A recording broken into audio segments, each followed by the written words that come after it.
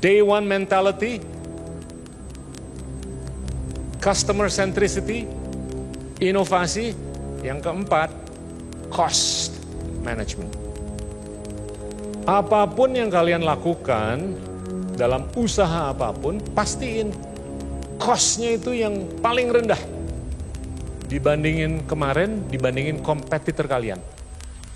Kalau kompetitor kalian 10 perak, pastiin cost kalian 9 perak, 8 perak, 7 perak, 6 perak, bahkan kalau bisa zero.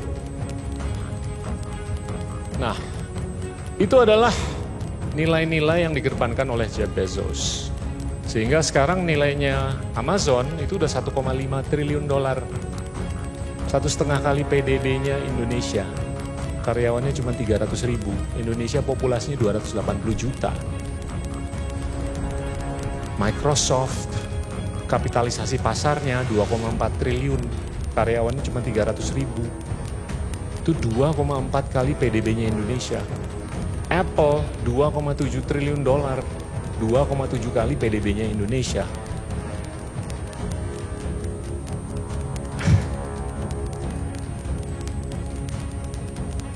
Wowi barusan bisikin BlackRock. Nih saya coba mau gabungin dengan pesan saya yang terakhir. Saya udah cerita mengenai kejayaan Islam. Dan kejayaan Islam itu bisa jaya karena ada keterbukaan. Nggak orang Kristen, nggak orang Yahudi, nggak siapapun. Kalau lu pinter, oke. Jadinya seleksi talenta itu bukan berdasarkan patronase. Sistem manapun dimanapun, kalau mengseleksi talenta hanya berdasarkan patronase, dijamin gagal. Atau dijamin nggak sukses. Jadi kalau kalian mau punya usaha, ya kalau mau pakai keponakan boleh, selama keponakannya nggak dodol. Iya kan? Cari talenta berdasarkan merit atau meritokrasi.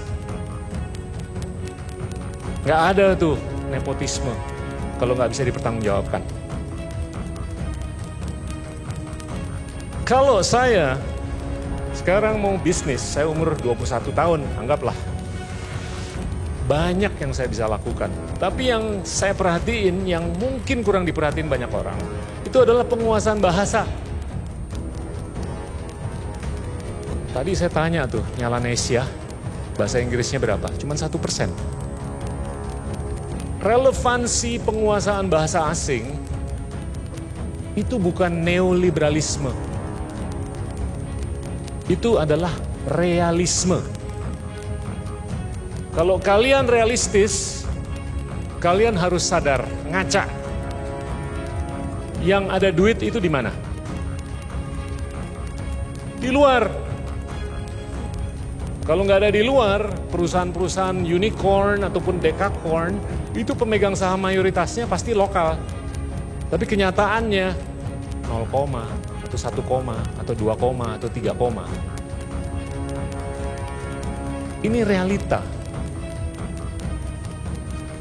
Duit yang ada di luar hanya di 5 kubu saja, Amerika, Uni Eropa, Jepang, Tiongkok, dan Inggris, itu lebih dari 100 triliun dolar. 100 triliun dolar. Nolnya berapa saya nggak tahu tuh. Itu kalau bahasa ekonominya M2 atau liquidity atau likuiditas. 60% dari 100 triliun dolar itu dikelola hanya oleh 17 perusahaan investasi transnasional. Transnational investment firms. Salah satunya adalah Batu Hitam atau BlackRock. Dia aja mengelola lebih dari 10 triliun dolar. Crazy. Satu perusahaan. Karyawannya mungkin nggak lebih dari 100.000. 16 sisanya mengelola 50 triliun dolar. Jadi 17 perusahaan mengelola 60 triliun dolar, sisa dari 100 yaitu 40 triliun dolar itu dikelola oleh mungkin puluhan atau ratusan perusahaan kecil. Ini nggak tahu duitnya mau dikemanain. Di Jepang suku bunga minus, di Uni Eropa suku bunga minus. Kalau saya jadi pengelola dana di Eropa atau di Jepang, saya akan garuk-garuk kepala. Ini duit gue harus gue kemanain nih? Bahasa canggihnya, ini duit harus didemokratisasikan kemana? Harus dicurahkan kemana? Nah, gimana nih? Kalau kalian mau ke perusahaan di Indonesia, harus begging-begging kan? Ke saya, Wowi atau Helmi aja harus begging-begging. Karena kita nggak mengelola 100 triliun dolar. Ya ada lah, tapi nggak sampai segitu. Nah sekarang gimana supaya kalian bisa berkomunikasi dengan mereka yang mengelola 100 triliun dolar? Caranya gimana? Bahasa Batak? Bahasa Jawa? Bahasa Sunda? Ayo, bahasa apa? Ya, mungkin bahasa Inggris, itu bahasa Mandarin, bahasa internasional. Seringkali kita tuh mengkotak-kotakkan diri kita sendiri. Kalau ada satu atau dua orang ngomong, wah lo perlu lo menguasai bahasa Inggris atau bahasa Mandarin. Lo nggak nasionalis, pale lo bau menyan. Nasionalisme itu termasuk kapasitas seseorang untuk bisa menginternasionalisasikan nasionalisme kita. Kalau kita nggak bisa menginternasionalisasikan nasionalisme kita, itu bukan nasionalisme yang murni. Iya kan? Iya kan? Halo? Halo? Oh. Kayak Freddie Mercury aja.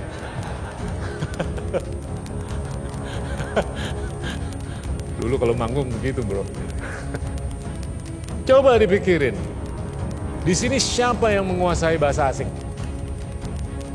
Cuma 1, 2, 3, 4, 5. Mulai malam ini, les. Hah?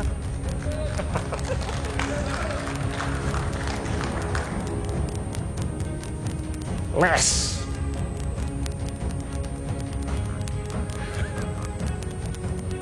Kalau enggak, good luck nyari duit. Duit itu adanya di luar sekarang. Gojek bisa gede, Tokopedia bisa gede, Grab bisa gede, Traveloka bisa gede, itu duitnya dari luar. Direkam bro.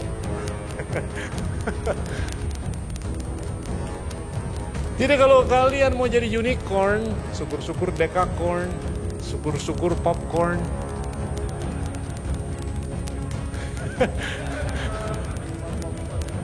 Belajar bahasa asing. Karena yang mengelola duit yang paling gede ini adanya di luar.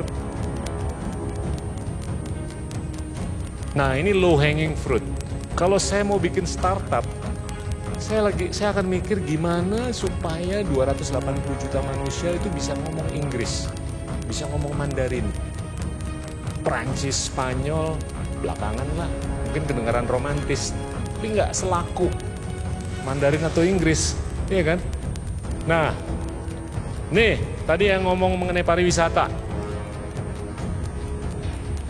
Wisata internasional sebelum COVID yang datang ke Indonesia itu 15 juta. Tahu nggak di Thailand berapa wisata internasional? 40 juta. Tahu nggak Singapura, Malaysia berapa masing-masing? 22 sampai 25 juta. Kok Indonesia cuma 15 juta? Terakhir saya cek, jumlah pulau di Indonesia kayaknya lebih banyak daripada di Singapura. Iya kan? Nggak tahu, ada yang mau challenge?